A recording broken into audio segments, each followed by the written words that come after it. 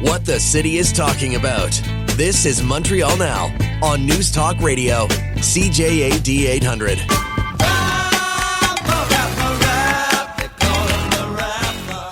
That is James Mennie. He is over at the Montreal Gazette. So, Jim, I'm going to get you to weigh in just before anything else on this whole, fiasco over the guy who wanted to have his English book club meeting in a library was told by the city, sorry, not here.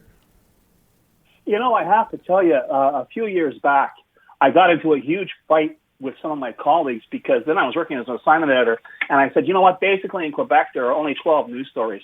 And this is one of them. It's the city of Montreal going over the top, being more Catholic than the Pope on Bill 101. And now, in this case, it's Bill 96. And you have the city of Montreal giving you this long-winded explanation of how they want to be in keeping with the spirit of Bill 96. The people who wrote Bill 96 are saying, this doesn't apply here. This isn't.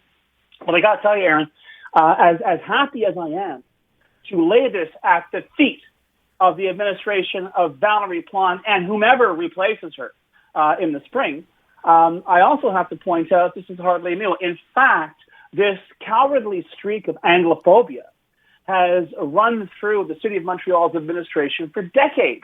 I don't know if you recall, back in 2012, there was a big story at the time. A commuter got into a physical altercation with an STM ticket taker over whether or not they could be served in English. So we decided to look into it. And when I say we, I mean Gazette reporter Andy Riga. He spent literally years getting contradictory versions from the STM saying, well, no, we have a legal opinion, and Bill 101 says blah, blah, blah.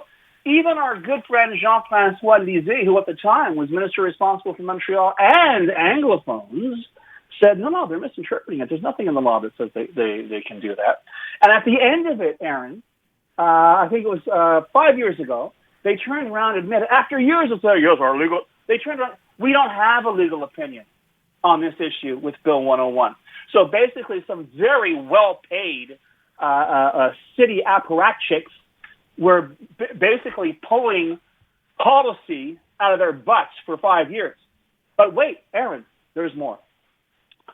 Back in 1988, okay, I think it was around 88, I was working the evening shift at the Gazette. I was assigned to cover the unveiling of a special presentation, an exhibit of the history of English Montreal that was going on at a Maison de la Culture in NDG.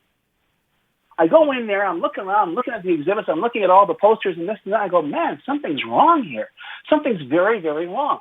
And as the thought is about to crystallize in my mind, in walks Montreal Mayor Jean Doré, okay, who looks around him, and even though he's trying to keep his voice down, but he had this gorgeous baritone voice, you could hear him right across the room going, qu'est-ce qu'il y a, pas un mot d'anglais.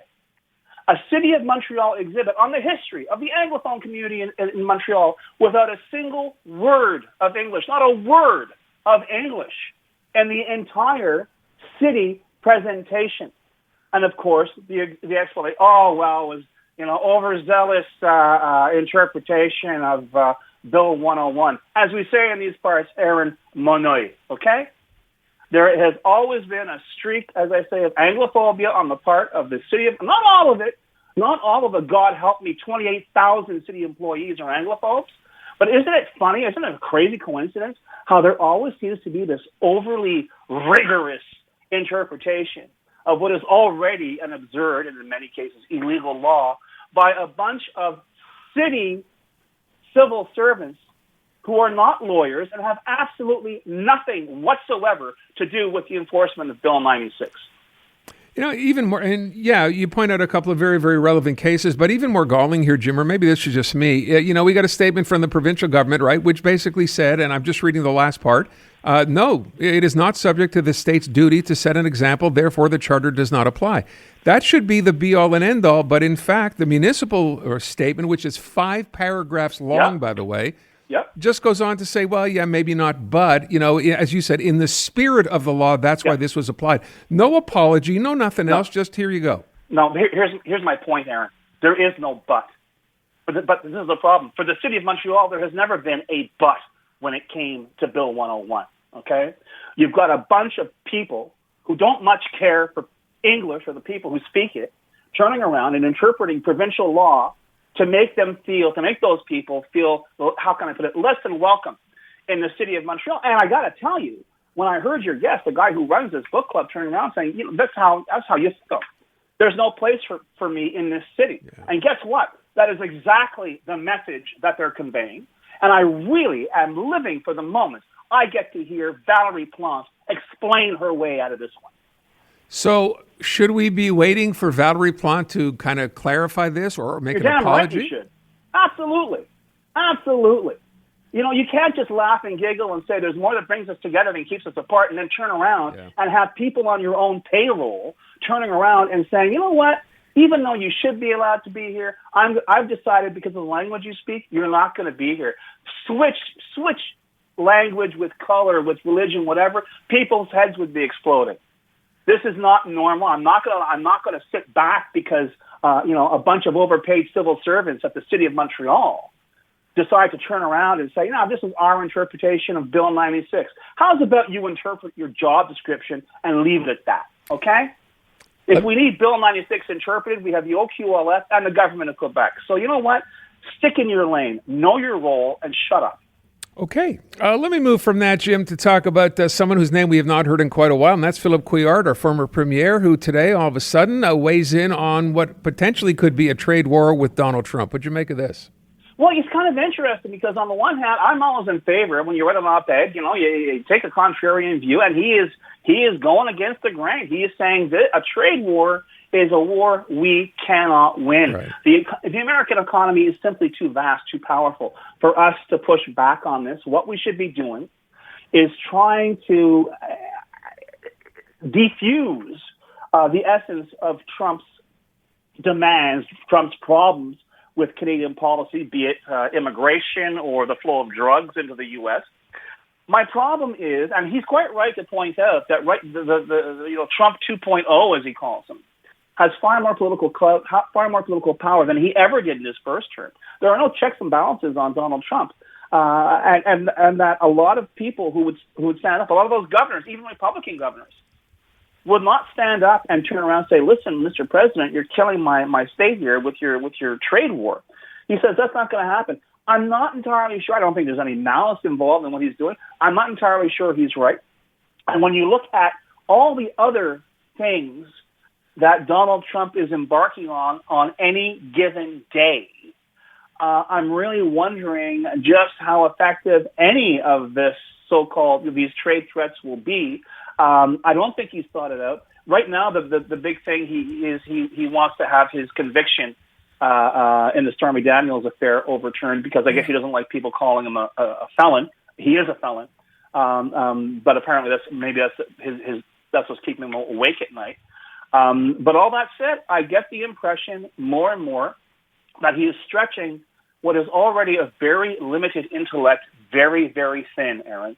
And I think maybe, and I know a lot of people have been saying this, and it's good common sense, but in Donald Trump's case, I think it makes even more sense.